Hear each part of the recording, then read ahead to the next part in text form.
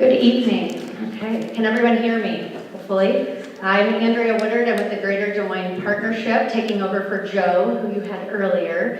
I'm here on behalf of the Ankeny Area Chamber of Commerce and the Ankeny Area Chamber Public Affairs Committee, and would like to welcome you all tonight to the Iowa State House of Representatives, Districts 37 and 38 Public Forum. Joining us tonight is District 37 incumbent Representative John Landon, District 37 candidate Andrew Rasmussen, District 38 incumbent Representative Kevin Koester, and District 38 candidate Heather Matson. Let's give them all a round of applause for being here today.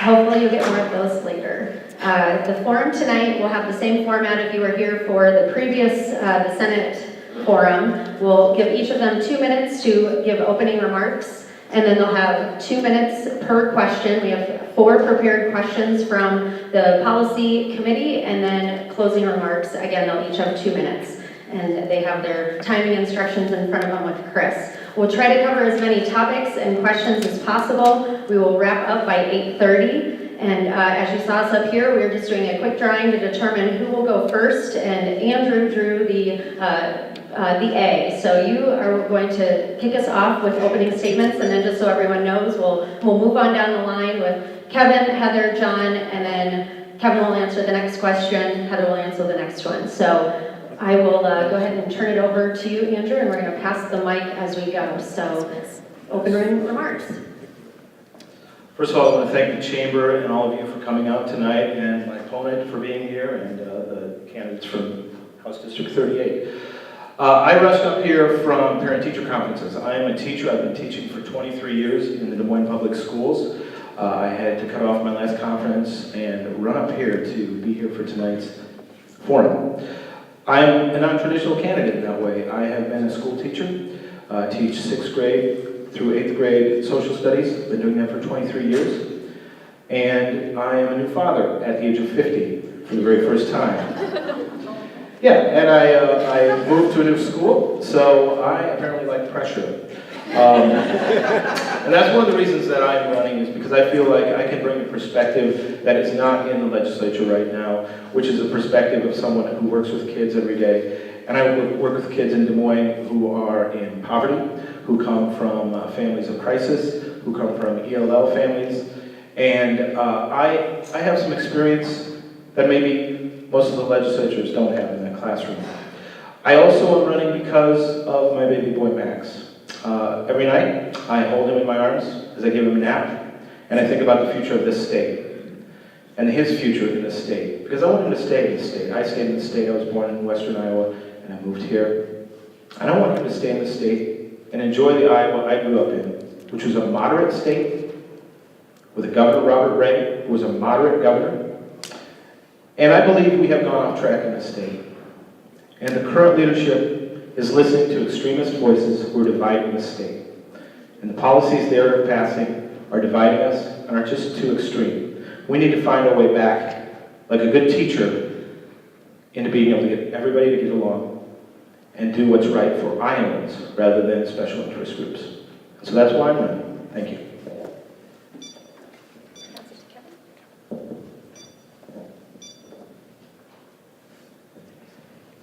Good evening. I'm Kevin Koester, and I appreciate the Chamber and each of you being here also. A decade ago, when I first ran for office, I had 5 top priorities.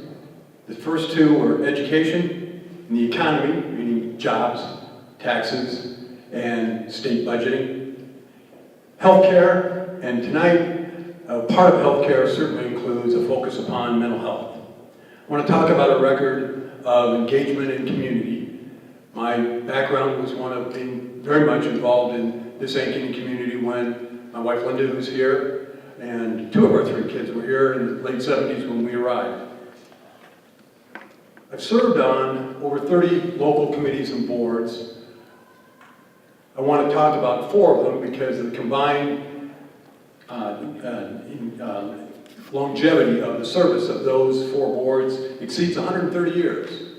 I want to demonstrate that I'm a person that's passionately been involved in founding and staying involved in things that are important to our community. Those 4 are TAKE, our free clothing center, Ankeny Substance Abuse Project, Dollars for Scholars, and the lovely Ankeny Summerfest, now sponsored by our chamber. Been a board officer on a number of other local and important organizations, our chamber, our YMCA, United Way. I'm the charter rep for a Boy Scout organization on that board, our largest Boy Scout troop locally. Linda and I have been foster parents. I've been guardian for a couple of folks. I'm an elder in my local church, and a big brother to 3 middle schoolers over the years, and to 6 younger brothers in my family of origin. I'm a leader who listens. I build consensus, and I guide legislation that gets to the governor's desk. I'll be asking for your vote.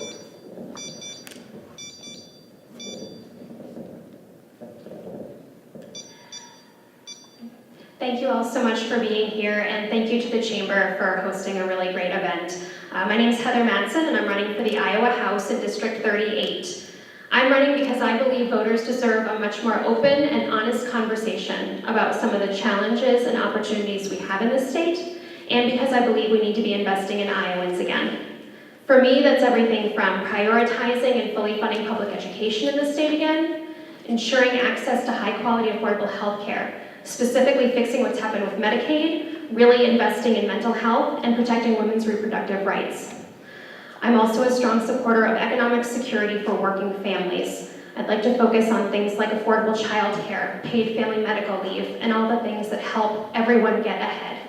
I'm also focused on water quality and conservation, as well as supporting our small and medium-sized businesses to help them grow and gain a skilled workforce. I've spent the last 19 years working and volunteering in public policy, advocacy, and development, and I also hold a master's degree in legislative affairs. So I think I can bring a little bit of a different perspective to the Capitol, one that's hopefully focused a whole lot more on transparency and getting past the hyper-partisanship that has taken over our state and our country for that matter. I'm really proud to be married to a pretty great guy. His name's Chris Matson. He's here in the audience with me tonight. We've been married for 15 years. He's a family doctor at Broadlawns, and we actually moved to Iowa for him to go to medical school at Des Moines University. And we fell in love with this state and decided to stay. And we are raising our 2 children, Emma and Henry. Here they are twins. They're in 3rd grade at Prairie Trail Elementary.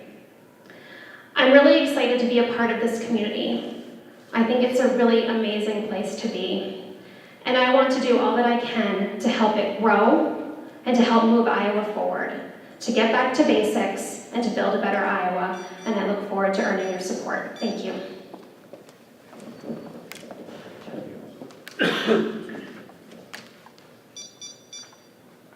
Good evening, I'm John Landon. I'm running for my 4th term in the Iowa House from House District 37. I grew up on a dairy farm northeast of Ankeny. I graduated from West Marshall High School. I enlisted in the Navy and volunteered to be a Seabee, and had 1 tour of duty in Vietnam. And from there I went to Iowa State University and graduated with a degree in agricultural business, and that propelled me into a near 40-year career in agribusiness in Polk and Warren counties for the most part. I learned to really appreciate Iowa while I was gone in the Navy, and when I came back I made a vow I was never going to leave again. And my wife and I found the best place in the world to live here in Ankeny. We're real proud to be Ankeny residents. We raised our kids here. They attended public school here, and they both graduated from Iowa State University.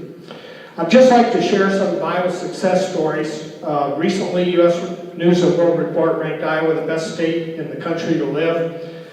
CNBC reported Iowa was the best state for middle-class families. USA Today said Iowa was the 3rd best managed state in the U.S. The Des Moines Register reported Iowa offers the 8th highest teacher pay in the nation when adjusted for cost of living. Some of the issues that we debated in the House and passed: flex spending for schools was very important for Ankeny schools, income tax reform, Future Ready Iowa job training. Community colleges are leading the charge on that. We have a balanced state budget that leaves all of our reserve accounts full, and many other issues. I'd just also like to say that the city of Ankeny and the Ankeny school districts have both been able to lower their property tax levy rates for each of the last 5 years. Those were all very important issues. I'm proud to have supported those and been part of those and ask for your support in the coming election. Okay, so we're going to move into the 4 prepared questions. The first question, and we'll start with you, Representative Koester. With education facing shortages in funding, what do you intend to do to support our public K through 12 and higher education systems?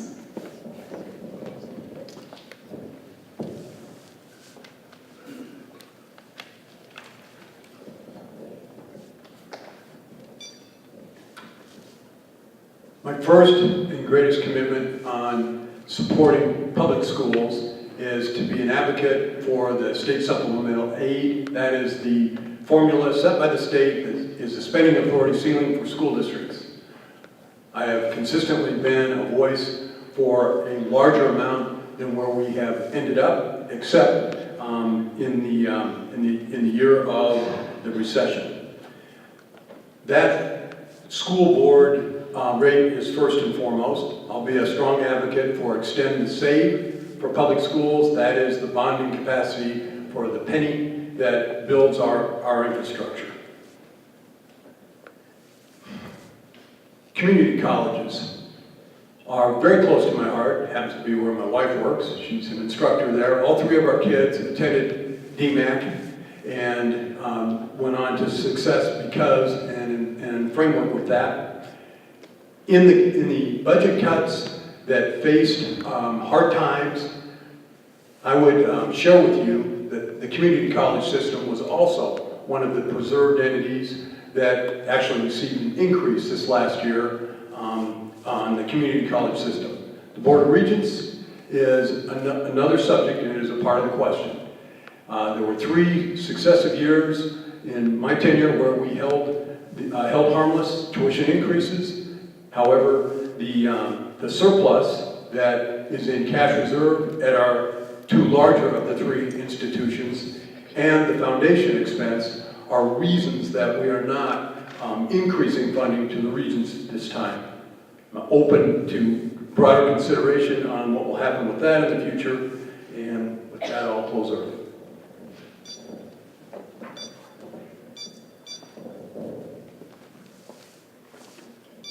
Public education is one of my top priorities for a couple different reasons. One, I have children that are in our public schools right now. I mentioned that I have 3rd graders. But even more than just fighting for my own kids, I believe in fighting for every single kid in this state.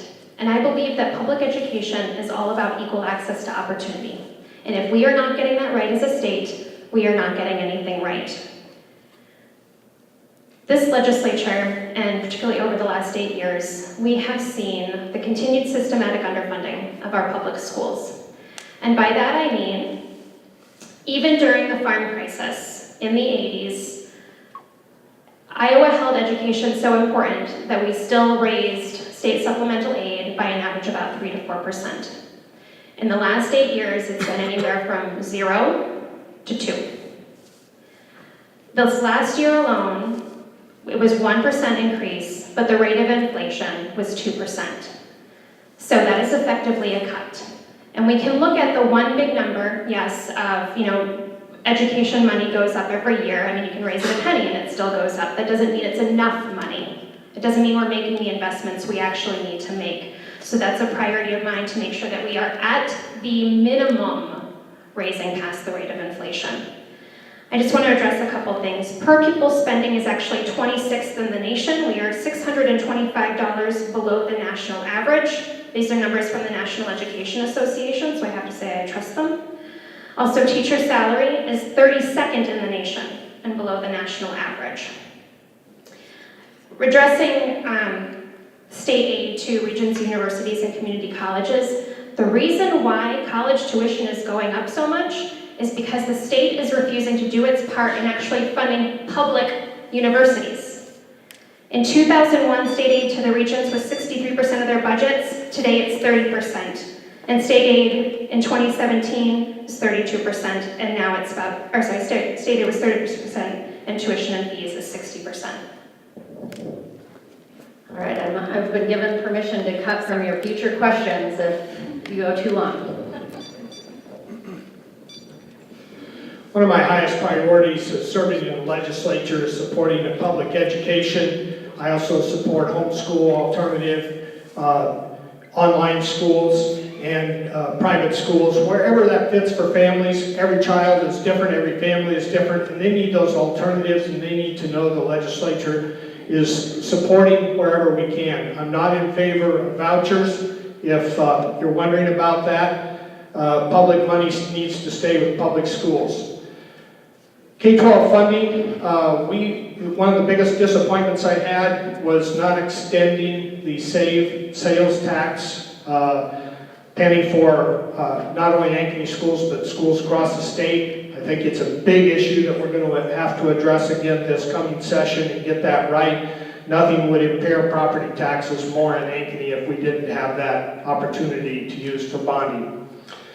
I also would tell you that K-12 education, I believe, is the heartbeat of Iowa. I think that it's the great leveler. It gives kids the opportunity to move out of poverty, to move out of situations through no fault of their own that is almost unheard of in the world today, to be able to overcome those challenges. And I want to be there to support those. I'm going to continue to support those as I have in the past. Every time that we've had the opportunity to balance the budget, we've always put the priority on education. I expect that we'll do that in the coming session, and I would intend to be a supporter of that again this year. Thank you. I'm really excited as a teacher to be able to finally answer this question. I'm not going to talk about magazine studies. I'm not going to talk about statistics. I'm going to talk about the reality in my classroom that I just left today. 33 kids in one class, 11 of them with special ed plans, no extra support. Ask your children or grandchildren here in Ankeny about class size, because class size is the #1 thing that makes a difference for their education. I saw a teacher from Ankeny the other day post a tweet about people stumbling over each other in her science classroom. That's the reality. I'm going to talk about the reality of education in Iowa, not fancy words and nice things that everybody can say. Of course, everybody supports education. I'm telling you the reality as a teacher is we have not seen that for the last 8 years at least. We have seen supplemental state aid for schools that has increased by about 2.1%, while inflation has been 4.6%. That's a cut. That's not enough. I see it in my classroom. We are an arts integration school, and we cut an arts teacher because of funding. Okay? As far as whether we have great teacher pay or not, well, I got $100 extra on my wages this year from last year. So I'm really rolling in the dough. Okay? This is the reality from a teacher that's on the ground. I have 3 STEM kids who are in Ankeny High School. I have a son that's going to go to East Elementary School. Can't wait for him to go there. But I see the crowded classrooms. I see less and less support for students in need. For example, even here in Ankeny, but in Iowa in general, the number of students living in poverty has surged. In 2016, it was 42%, a 10% increase over 10 years. Those students don't need 1%. They're worth a whole lot more than 1%. They're worth at least 6%, which is I'm supporting if I get into the legislature. Thank you. Okay, so the next question, we'll start with Heather. What is your opinion of Iowa's privatized Medicaid? Is this a program we should keep or return to the state, and why? I think anyone who's ever had a conversation with me knows that I do not support privatized Medicaid. I think that we can all agree that privatized Medicaid has been an utter disaster for providers and for patients alike. I have talked to administrators, I have talked to providers, and I've talked to patients, and most importantly, I've talked to people at their doors. And what I have heard are the horror stories of not getting care, of having to wait for care, things that used to get taken care of without a problem. And one of the stories that really resonated with me was the issue of transportation dollars. So this used to be covered, without a problem under state Medicaid, and through managed care, through the MCOs, it's been taken away. And the transportation is really allowing folks who are on Medicaid to get to a job or some other place that they need to be. And I was talking to a gentleman whose daughter I believe she's about 19 or 20 years old. She has some disabilities, and she relied on that transportation to get to a job. But one of the things he said to me was, I think that the transportation may actually cost more than the job pays, but this is about quality of life. It's about the dignity of work. And this was something that we really connected on. And I think what's really important to note is that this was a conversation I had with a gentleman at his door who is a diehard Republican. But he gets it. He gets it because he sees what's happening to his own kid, and he sees what's happening to other kids and other people in the state that are suffering. And so I believe very strongly that we need to get away from managed care. I support returning to as much as possible a state-run system, but I also think that we can do some hybrid programs possibly.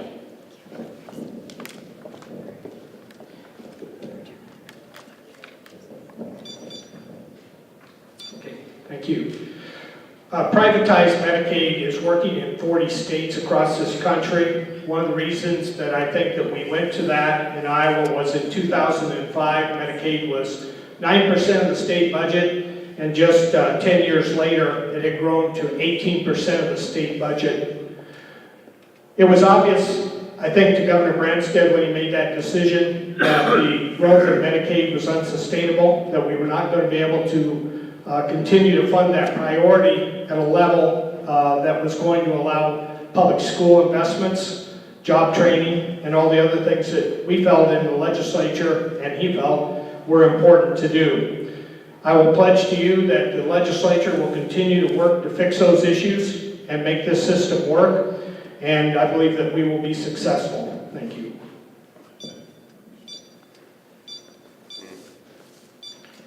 I believe healthcare is a human right, and I don't believe that we should trust corporations that are looking for a profit to take care of our most vulnerable people in this state.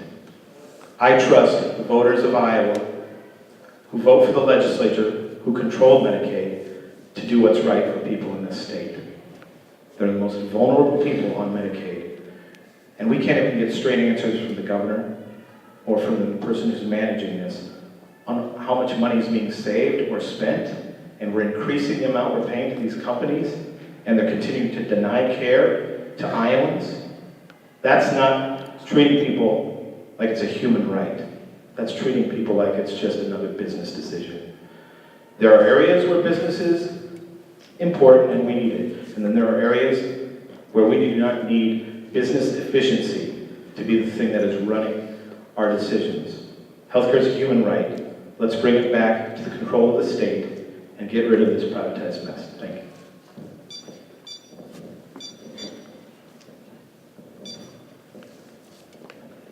The need for the executive branch to do something with Medicaid related to the doubling of costs in a decade. The increased cost to the state of Iowa that resulted from Medicaid fraud and increased expense ended up causing cuts to education, public safety, and other important state budgeting. So the action taken at that time was not legislative.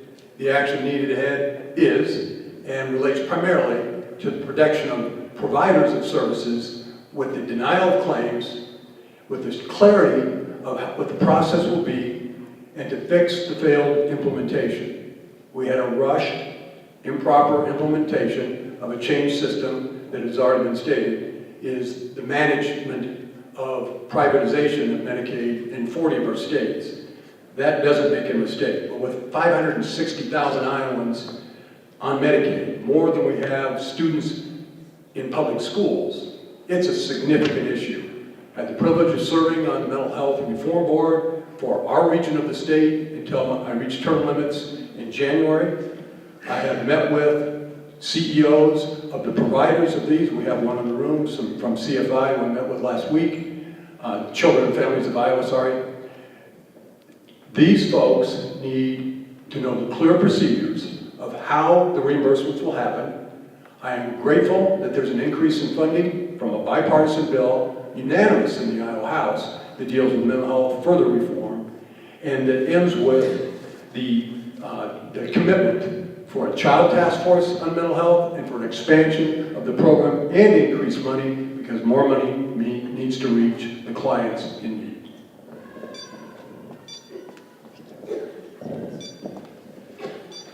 So our third question, we'll start with Representative Landon. The question is, what would you do to influence the Iowa Legislature to help small business? Thank you. It's a great question, and again, there's the backbone of Iowa and our economy right there, small business. That's farms, that's all the businesses that we see in Ankeny.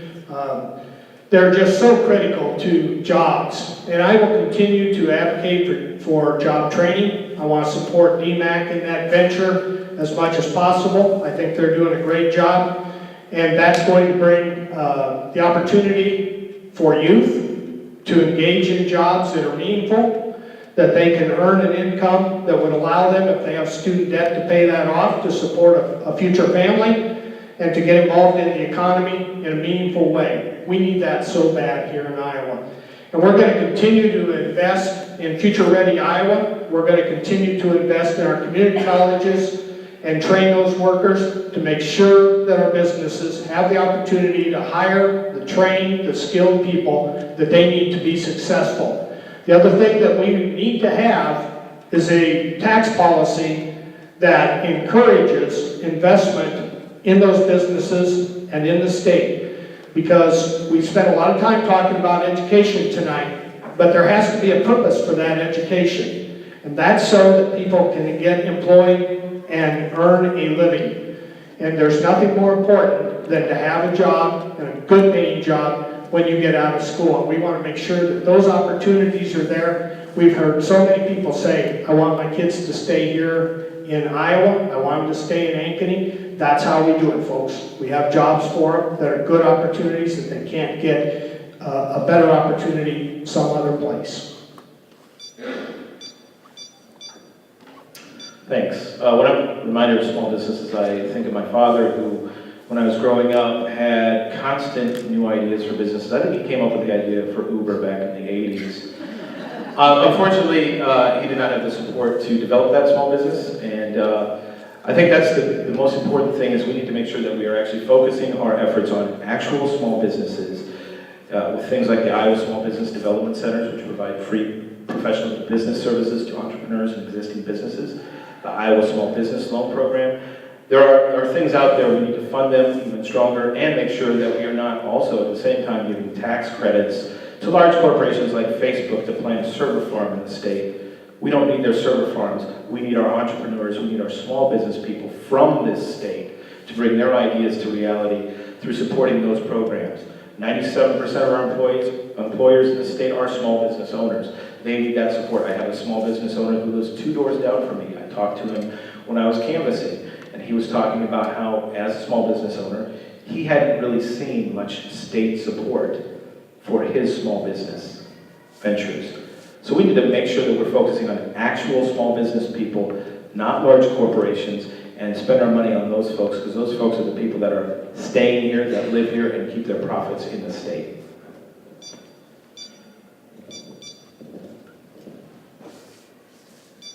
I believe the number one issue facing small business, the backbone of the Iowa economy, clear and far, is the workforce shortage. And a unanimous vote in the Iowa House establishes Future Ready Iowa. The summit was held in our region of the state on Friday. Part of the vision of that wonderful entity is for, across Iowa, every job is filled and every worker is fulfilled, and it relates to 70% of our folks by 2025 having education beyond high school. The workforce shortage is the number one issue. Perhaps the number two, less clear, is healthcare. There need to be more alternatives for small business and also for the individual market. That has started. One of them actually commences next week. There will be more of those models that provide an alternative to the existing, which is useful to small business, but sometimes unaffordable.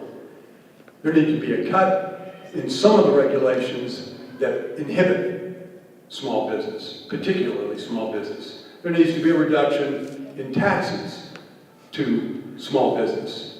And the Iowa tax plan that benefits 93% of the middle class immediately, meaning January 1, also has, over its 4-year implementation, wonderful features dependent entirely upon the triggers of revenues collected, not projected.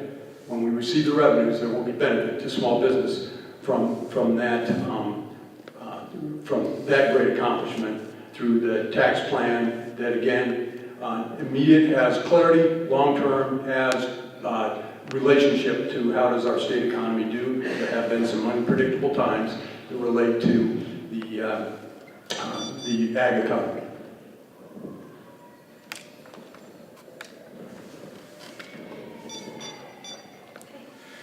I would say that supporting small and medium-sized businesses is one of my top economic development priorities. And what I would like to see is a much stronger focus from state government on partnering with each community on what that means to them, right? Like, what are going to be the things that help them grow? And it's going to change from community to community. So I want to make sure that the avenues are open for people who are interested in starting a small business or want to make the one that they already have grow, are as easy as possible. But I think one of the biggest things when it comes to small business growth or even medium-sized business growth, which has been stated already, is the skilled workforce. By 2025, it is projected that we are going to need about 127,000 more skilled workers than we have right now. And quite frankly, one of the biggest barriers to getting a skilled workforce is higher education.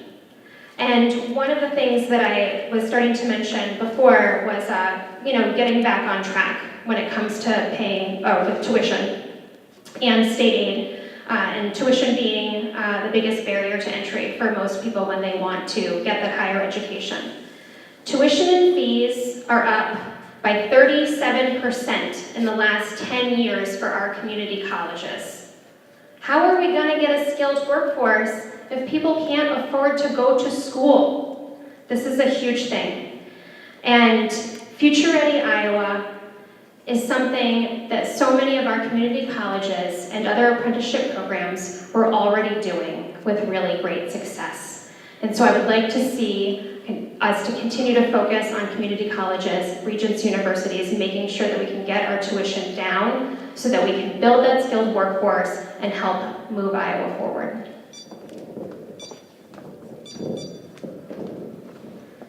So the final prepared question will start with Andrew, and that question is, last session, the Senate passed a bill that would begin to tax certain credit union profits. However, it never made it out of committee in the House. Can you share your position on that issue? And again, we'll start with Andrew. Well, I'm in a credit union, so I better watch what I say because they have my money. I think bills like that, tax credit bills, for whomever they are for, we need to take a look at not only whether or not it benefits that business or if it benefits banks. Is it necessary at this time? The biggest concern I have is not necessarily credit unions and banks. The biggest concerns I have are working people like me, living paycheck to paycheck, and how that would affect me and the folks that work there, work for a living. So any bill that I would look at, that's the filter it would go through first. Is it going to help working class people? Is it going to help the people living paycheck to paycheck here in Ankeny, struggling to stay in the middle class? And that's the filter I will use to make any decision about something like that, not whether it benefits my credit union or hurts my credit union or helps big banks. I'm going to be a voice for working people first.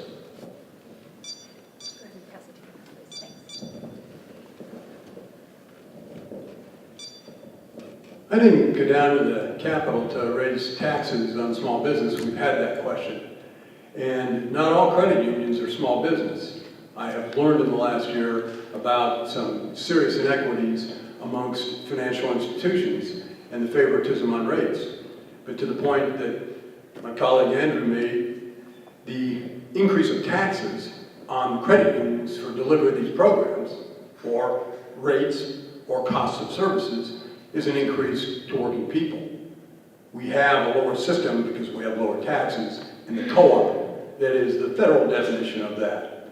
I'm far more interested in working on financial institutions across the board, particularly focused on banks where there is the inequity of seeing that in the process, already established in a bipartisan focus, that there will be a study of all tax credits, that in that situation, we listen to the banks about the creative ways to adjust their taxation without raising it on credit unions. I'm also strongly in favor of seeing an increase in financial literacy so that we see less borrowing for purposes like higher education and others that are crippling some of our families and some of our economy. There need to be a focus on that as well.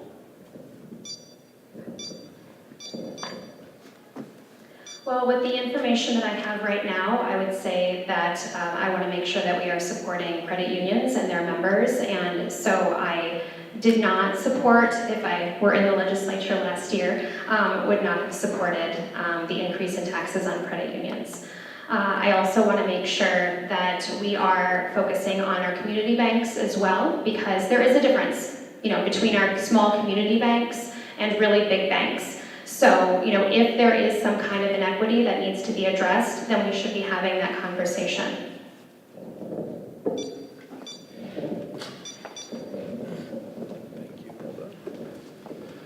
This was a very interesting question that was debated heavily during this last session. And the answer that I can tell all of you tonight is that I do not believe the state of Iowa should be in the business of giving one industry a tax advantage over another. And I think that that's what has happened in this situation. It started out as a way to grow competition and replace banks that failed during the Depression. And so we've had nearly 100 years since then of steady growth in both markets, but you're seeing a much faster growth rate in the credit sector. I also will go back into my career in grain elevator management and tell you that I watched the cooperative movement completely take over and dominate the private elevator business, and there's virtually no private elevators left in the state today. And so that tax advantage for cooperatives is significant and has a big impact on the growth of those businesses. We're not seeing it just in the credit union industry, we're seeing it all across the ag sector. We're seeing huge ag cooperatives develop with 40, 50 outlets now that have just completely consolidated the private business sector. And so I will continue to support an equalization, whether that's a lowering for banks, a lowering tax obligation for banks, whether that's an increase. That issue is what's at the heart of this, and we have to have that discussion and get this issue right. So we'll move on to audience questions. I think we'll be able to get to 3 of them in order to wrap up and give everyone a time for closing remarks. So the first question, this one will start with Kevin. The recent mental health, and Kevin, you did kind of touch on this, but anyway, the recent mental health legislation was not funded. What do you recommend as a stable funding source?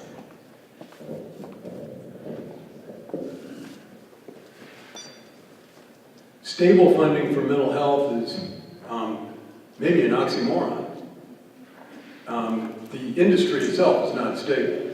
Much change is needed in the definition and the broadening of it to even include children. They are not included in our delivery of that. I have gone on record as different than my party, being willing to see property tax increases on a limited basis where it's justified based on several criteria that would fund mental health at the local level. We have regions now, 14 in the state instead of 99. And the 99 system was deplorable. There were many Iowans absolutely unserved. The funding of this also needs a balancing of wealth from those 14 mental health regions. Some of them have a cash surplus that would carry a full year. Others are nearly bankrupt.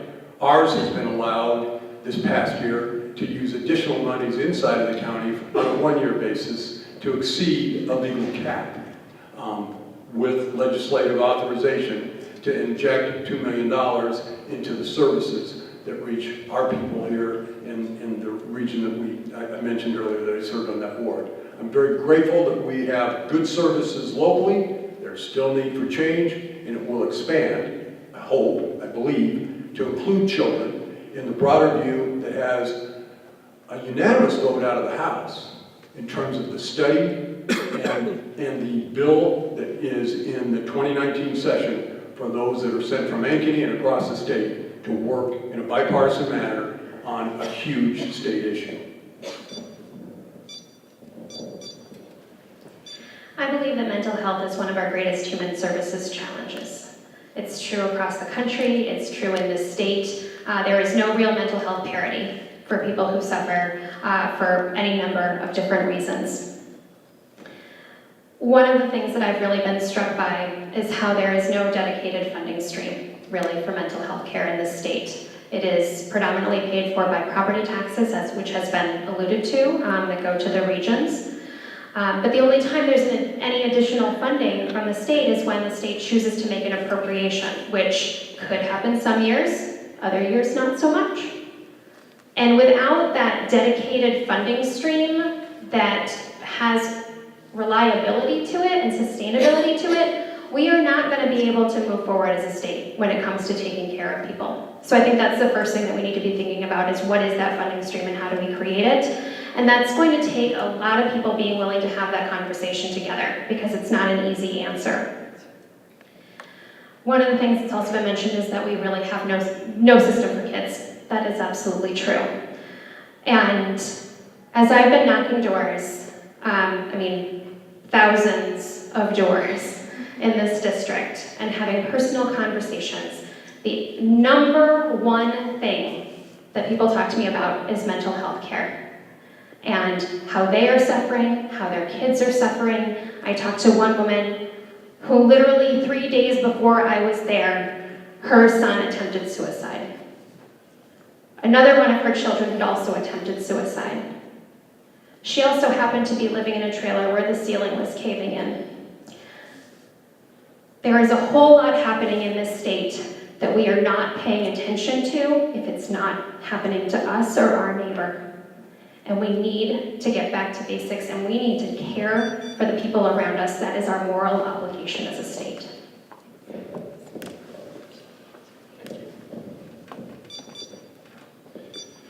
So mental health is one of the biggest issues that we've dealt with at the legislature. I think that we have made big strides in making services available and eliminating some of the travel time for people, but there's just a whole myriad of problems that go along with it. And whether you include dementia in mental health, where you have inpatient services where people can actually be housed, those are issues that we are struggling with in the state that require a lot of funding to make that happen. And so I'm going to default to the people in the legislature that are working on this issue. I am not personally involved with that, but I support the issue and will do everything I can to help make that happen for people that are so in need for that service.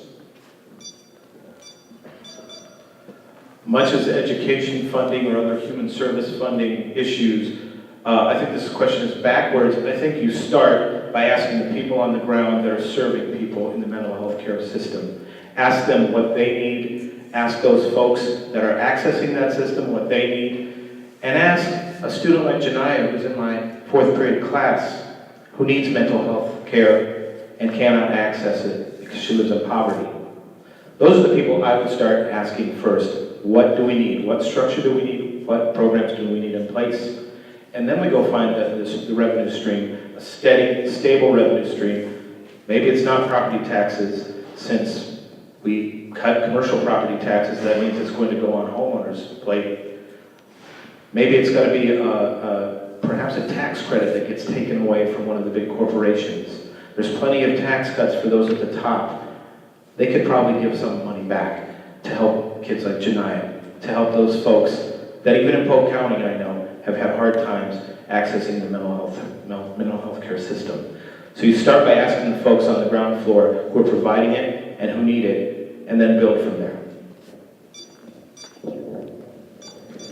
So our next question will start with Heather, and this one deals with IPERS. What specific changes, if any, do you believe are needed for the state retirement program, IPERS, to remain solvent for the long term? So quite frankly, I don't think we need any changes to IPERS because it actually is financially sound. And the claims that it isn't are out of fear. They are out of fear of, or I should say, they are being made to create fear and make us think that it's unstable, that something needs to happen. We're going to have to fix it if it's going to be solvent for the future. The truth is that IPERS is 80% solvent, and there is currently essentially like a 30-year mortgage, basically, on paying for it.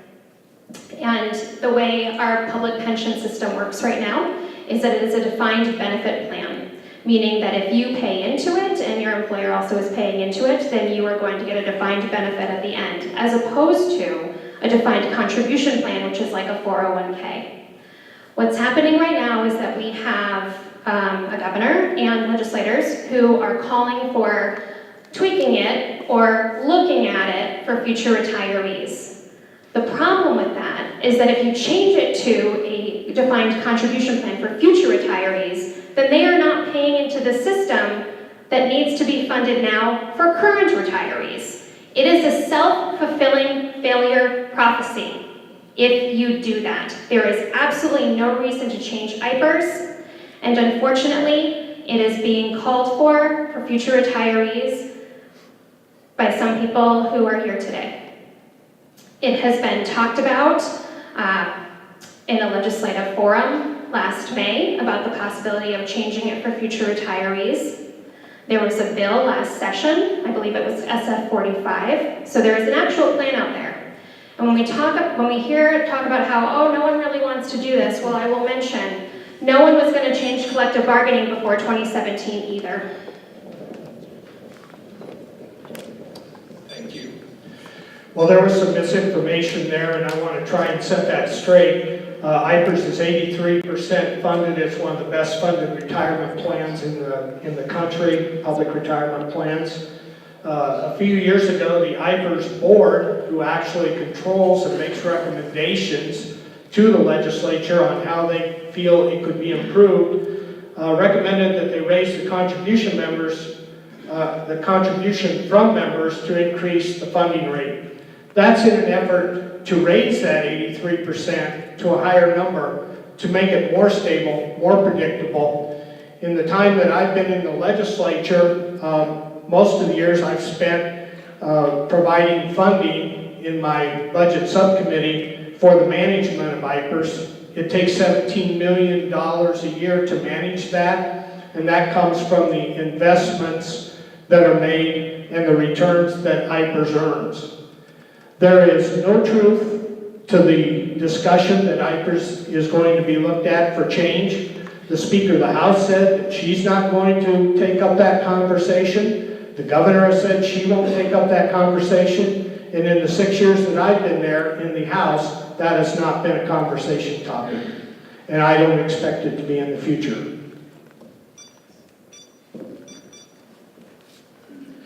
Hands off IPERS, okay? That's simple. The problem with this issue is there's two people at this table who I, as a union member, heard last year tell me they were going to make small tweaks and changes to collective bargaining, and they turned around and gutted it at the behest of out-of-state groups like Americans for Prosperity who were driving that move. That's where the lack of trust can come into. So you can understand why those of us in IPERS don't feel a lot of trust from the party in charge right now. It's unfortunate, but that's what happens when you listen to extremist groups from outside this state rather than talk to the folks in this state who have an investment in IPERS, which takes care of the state's economy. Every community has people who are using IPERS money to stay here and invest in this economy in the state. So hands off IPERS, and I really wish I could trust what our Republican colleagues are saying, but it's not the first time that they've said one thing and then ended up doing something else. I'm a little worried about the word tweak, because to me it seems like it means stick some dynamite in and blow it.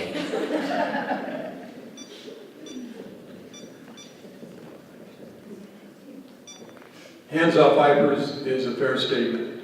There's been good discussion of this. I'll back it up with my presence on the pension committee. That's a small number of legislators that have responsibility for recommendations on that.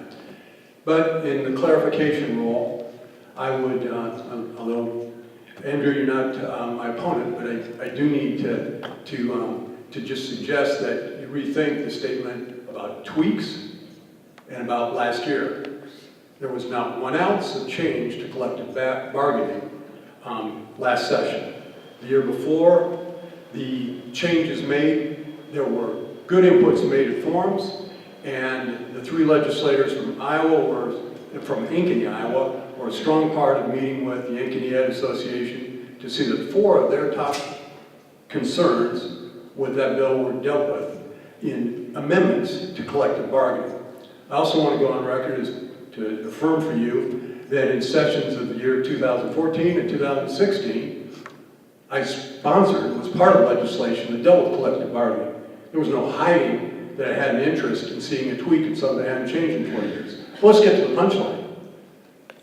IPERS is not related to collective bargaining in any fashion. It's illegal to even include it in that. There will be no change to future employees of the public sector in IPERS, to current employees, or to current retirees. And the pension committee, in which I serve, I'm one of the 10 from House and Senate that serve on that pension committee. And we are very impressed that since when I went into office, the solvability, the ratio of handling unfunded liabilities for Iowa's IPERS is a standard. It went from 78%, not near the goal, which is 100%. It's at 83% now. We don't need to change it, although there have been changes in the IPERS system to allow Des Moines teachers to be in that IPERS. So our next question will begin with John, and that question is, what specific changes would you propose, if any, to help make individual health insurance more affordable for Iowans?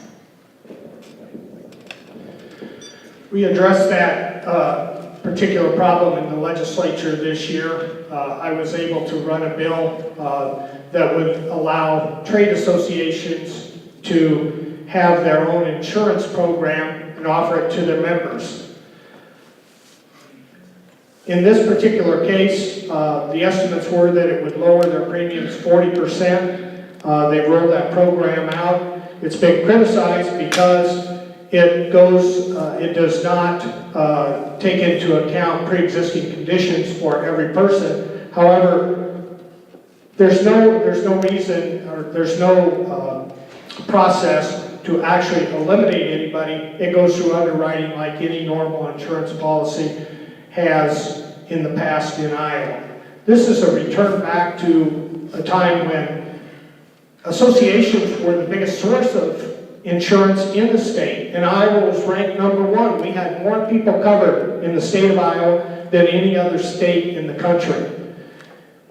The Affordable Care Act devastated that. People were left without coverage, And I have had many constituents and many people come to me that paid into their insurance policies their entire life. Their companies went out of business and they were left without a subsidy from the Affordable Care Act and were unable to afford their insurance policy. Some of them were paying up to $20,000 and $25,000 a year for a premium that had a $10,000 deductible. They couldn't even use it when they had it. So we were very, very pleased to be able to pass this. I think that you're seeing that now in other states, and we're trying to get back on equal footing and get the insurance industry working again for Iowans and lower that cost. Well, here's a position you might not thought you'd ever hear it in Ankeny Legislative Forum. I believe in a single-payer healthcare system, and I think we should start looking at how we can pull that off in Iowa. Healthcare is a right, a human right. It's not a business decision. It's not something that the rich can have and those of us at the bottom have to struggle to keep. So I think we need to investigate and take a look at how can we pull that off in the state of Iowa. If Medicare is good enough for our retirees, which is a government-run system, it should be good enough for all people in the state, because everyone deserves health care in this state in an equal footing, equal access, and equal quality. And I will fight for that when I get elected.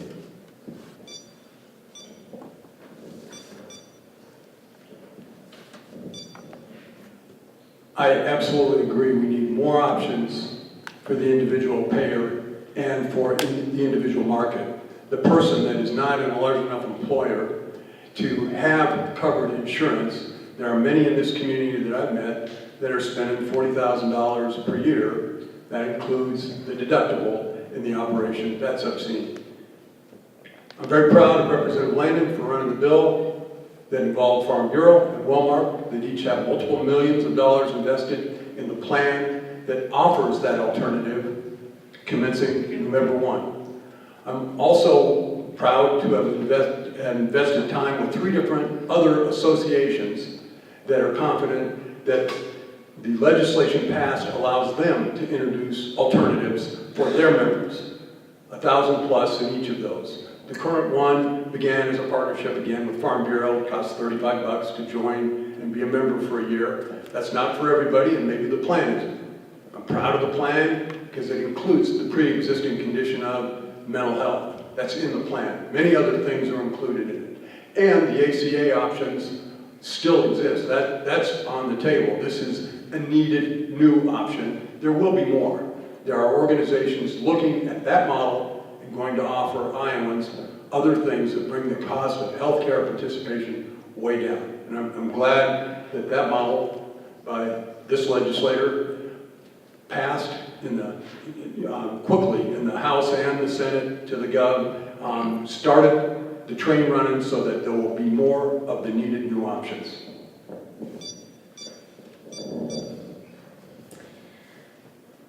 Healthcare is intensely personal. Healthcare is also really expensive, as we all very well know.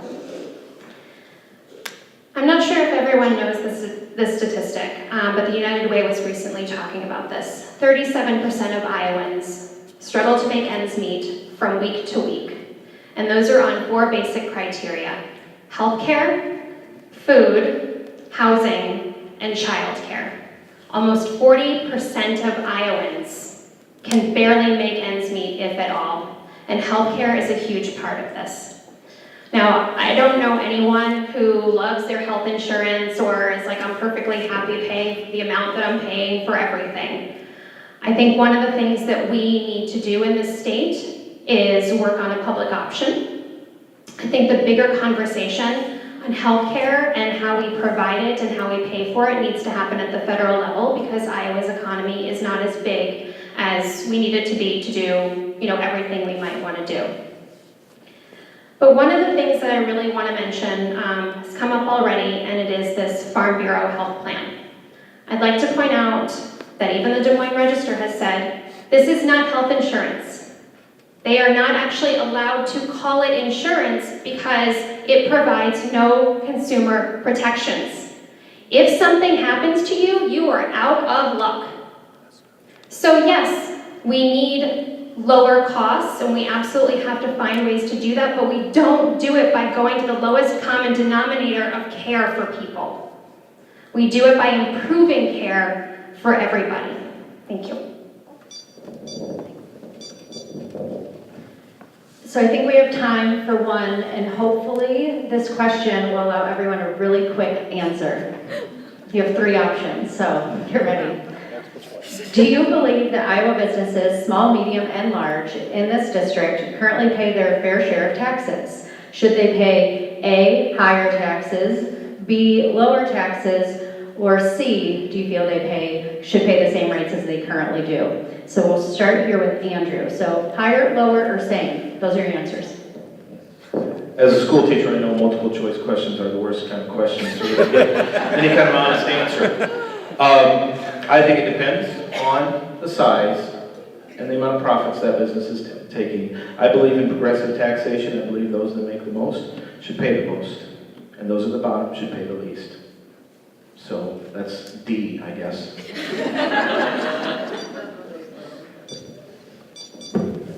I spoke to this earlier. My answer is lower, and that the infusion of lower taxes for small business is based on the triggers of the revenue that's actualized, not projected. I have to agree with Andrew that it really just depends on the size of the business and what their profits are. I also agree in a progressive tax system, and I think that probably small and medium-sized businesses in our community are paying their fair share, and we should be having a bigger conversation about what big businesses are paying. You guys are doing pretty good. Well, Iowa is not an economic island. We have states adjacent to us that attract business frequently from Iowa. South Dakota is one that we look at, and the folks in Sioux City take this is a very serious question to them because a lot of people commute to South Dakota for jobs. I don't want to see that happen, so my answer is B. I think lower and create more business activity, and you'll see generated more state income because of that. Thank you, and thanks for keeping up, Chris. So we're going to move on to closing comments. Each of you will have 2 minutes. We'll be starting with Kevin, and that will get us out of here by 8:30. So, Kevin, your closing comments. So I get you out of here by 8:30? There were so many wonderful topics touched. I'm not going to try to be summarial about each of those. I appreciate the audience, questions, and all that's happened here. So let me just start with my other thanks. I thank God for the opportunity to be a servant. I thank my dear wife, Linda, who might have just escaped. She was here till the last question.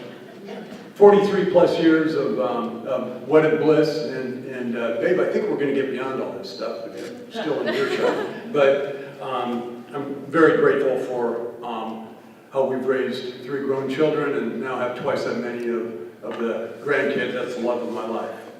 I thank the Chamber for sponsoring this activity.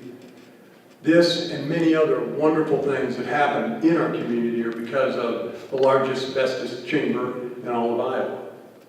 I also thank the Chamber for my term of elected office serving on the Chamber Board. That was followed by a year on the Executive Committee as Treasurer, and more recently I was honored to be Citizen of the Year with the Chamber of Commerce for a record of community service here. That was humbling. I learned local service. I've taken that to the state level, and I represent Ankeny proudly as a state leader. I'm a builder of consensus. I have much bipartisan success in my record. There are several professional state associations that have privileged me with an award called Legislator of the Year. They include libraries, education, life insurance, healthcare, brain injury, and firefighters. The base of those awards demonstrates that I can take their ideas and work across the aisle to see the bill come to fruition. I ask for your vote. I just want to say thank you again to the Chamber for hosting a really great event, and thanks to all of you for being here and for some really great questions. This was a wonderful conversation. I'm so thrilled I was able to be a part of it. Running for office is a great privilege, and I'm honored to be asked so many questions, and I'm also honored by the people who, when I knock on their door, take the time to talk to me and tell me about what's going on in their lives and what they see happening in our state legislature and the things that they're concerned about. And I just want to real quick highlight a couple of the things that have concerned me over the last couple of years that have been voted on and passed in this legislature. Gutting collective bargaining, gutting workman's comp, preempting the minimum wage at the local level and reversing increases in wages for 65,000 Iowans, defunding family planning services supported by over 75% of Iowans, passing the most restrictive abortion ban in the country, watching rural providers close under Medicaid privatization, creating healthcare deserts all over the state, the continued systematic underfunding of public education, no real investments in mental health, and the cutting of basic government services with a mismanaged budget and mid-year de-appropriations. I had more, but that's all that fit on the card. So, what I would say, and this is what I tell everybody, if you believe that things can be done differently, and if you think that we need more transparency in state government, then I ask for your support. If you are willing to agree that it's okay that we don't agree on everything, and that maybe you won't be happy with every single vote that I take, but you know that I will always be honest with you about where I stand, and that I am always available to talk and not only listen, but really hear you out and work to find common ground, then I ask for your support. I ask for your vote on November 6th. Thank you. I go back to a time in 2011 when I made a decision to run for the Iowa House in a new House seat that was created for Ankeny because this community had grown more than any other community in the state, and therefore we were going to have 2 representatives instead of 1.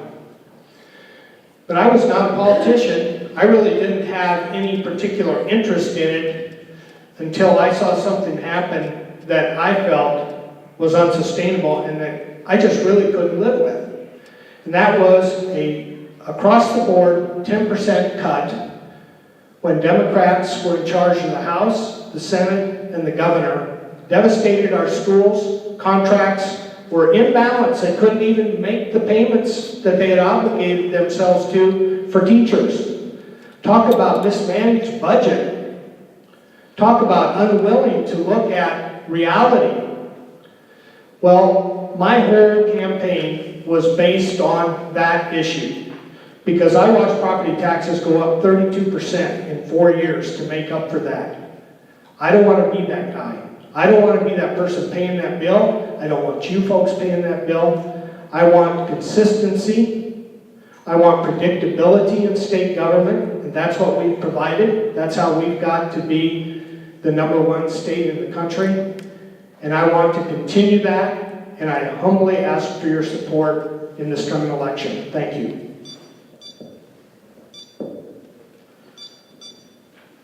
There's no reason I should be running. I have a new baby. I'm teaching in a new school, and I'm exhausted. So what am I doing here?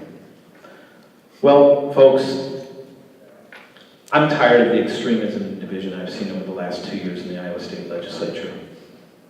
It's gone too far. This is Iowa. We're a moderate state. We are not a state that should be passing the most extreme anti-abortion bill in the United States. We can do better than that. We can work together to do what's right for Iowans. Our priorities right now are messed up. We care more about the people at the top than the working Iowans that populate this state. We care more about corporate tax cuts than funding our schools and making sure that we are #1 in the nation in education. We must do better. And I'm a teacher, and I teach kids from diverse backgrounds who don't like each other, sixth graders who don't know how to get along. I know how to make folks sit down and listen and get along and get something done. I also know how to run things on a shoestring budget, as evidenced by my run to Walgreens today to buy more pencils for my students. I can run a state budget if I can run a classroom budget. So folks, I should not be running. I've got a lot of other things on my plate. But I'm running because I think Iowa can do better. And we can set aside the extremism and division and make amazing things happen for our state and get back to that great purple state that Iowa used to be. So if you believe that, join me, come vote for me, come volunteer for me over the next 2 weeks. And thank you to the Chamber, thank you to all of you. And even though I don't agree with them on almost any issue, thank you to Kevin and John for their service. Good night. You're taking my talking points. This concludes our Iowa House of Representatives Forum. If your issue wasn't covered, I'm sure the candidates will be sticking around a little bit longer and you can talk with them. And obviously they're all very accessible to you, so I hope you'll take the time to ask them any questions you may still have. On behalf of the Ankeny Area Chamber, I want to thank both the House and Senate candidates for joining us this evening. If we can give them all one more round of applause.